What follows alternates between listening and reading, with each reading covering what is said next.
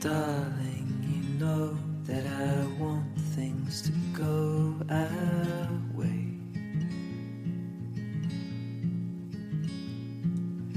I'll try to reach you to lean every single day. I wanna be somebody that you wanna love. Don't wanna reach for another, wanna color your world. Quelle belle journée aujourd'hui. Faut en profiter. Quel temps magnifique. J'ai décidé en fin d'après-midi de venir prendre une marche avec mon amoureuse. On a la chance d'avoir un parc tout près de la maison.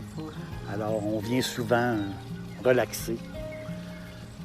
Il y a un étang, les canards,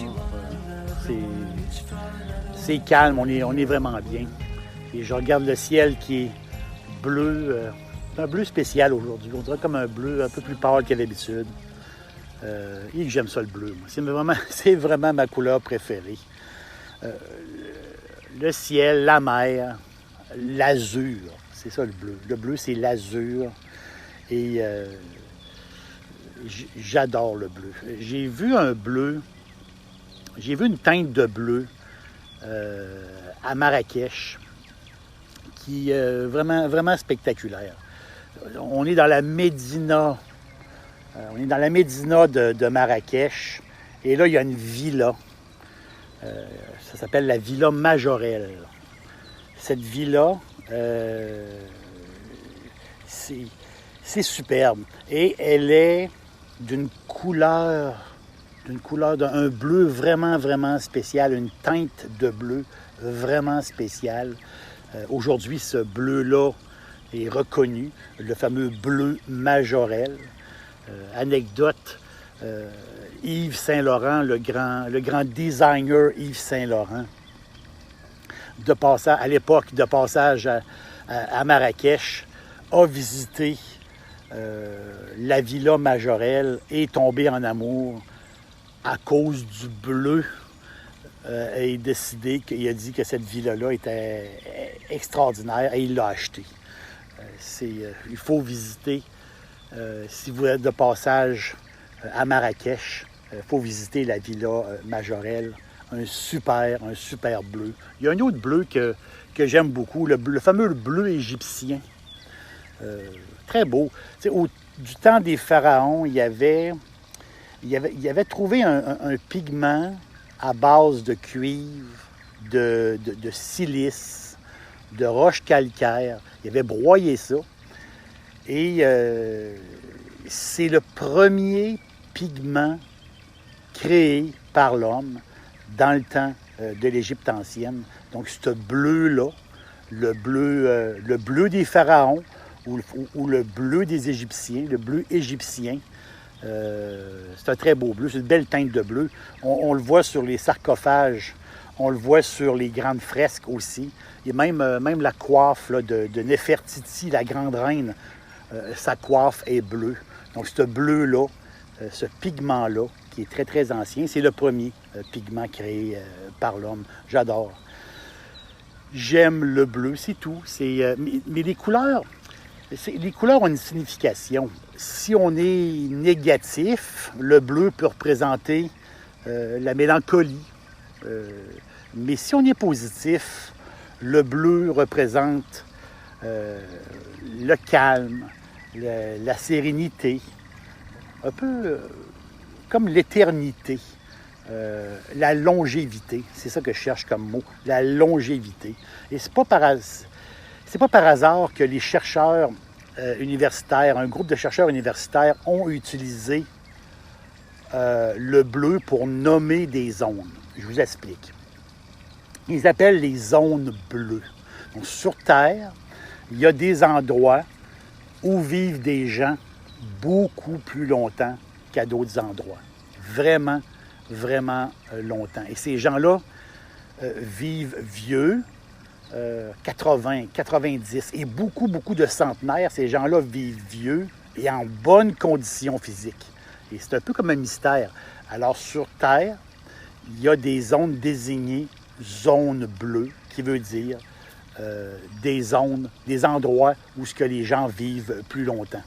Exemple comme l'île d'Okinawa au Japon, l'île grecque d'Ikara et l'autre zone bleue, la Sardaigne. La Sardaigne qui est une grande île italienne au cœur de la Méditerranée.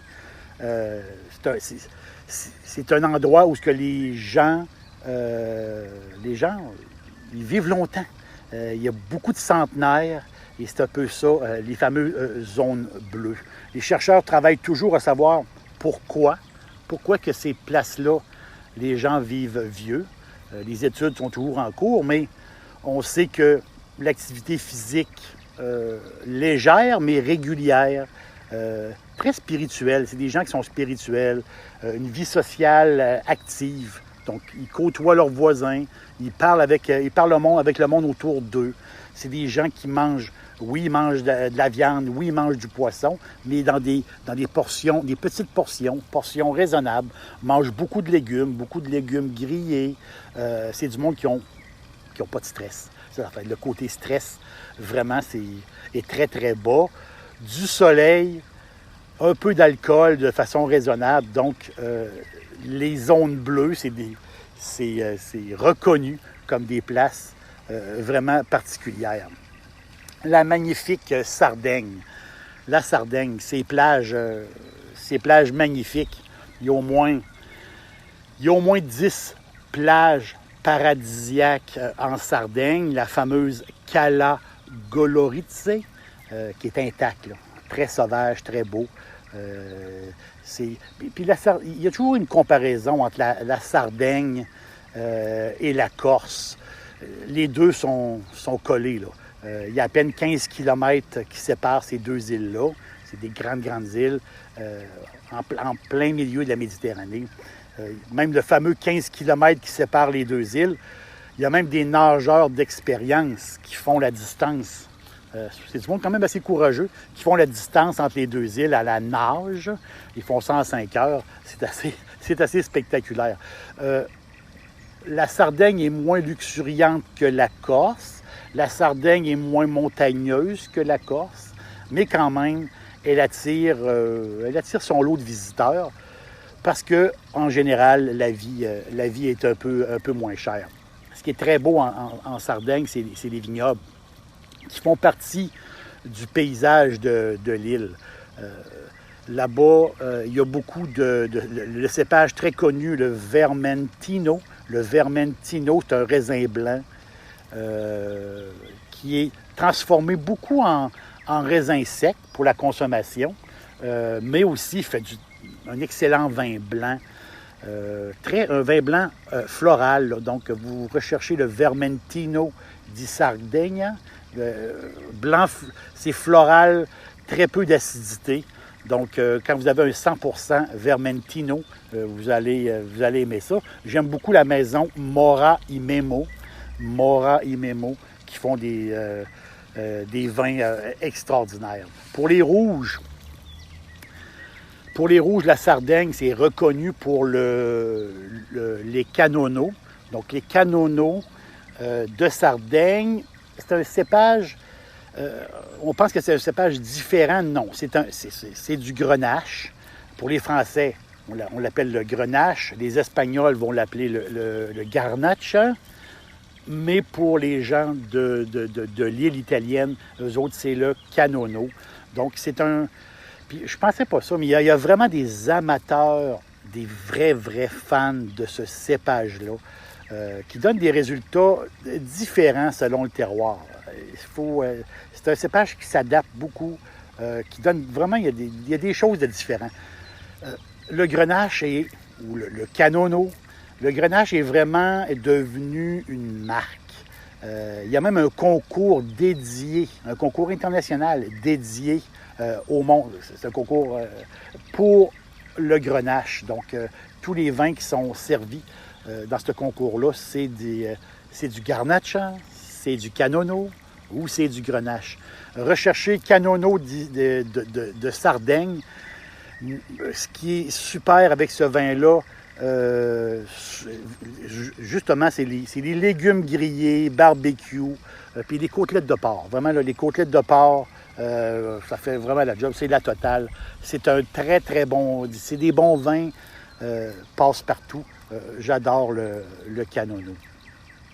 Au milieu de tout ce bleu-là, la belle Sardaigne, les gens y vivent longtemps, les gens y vivent vieux.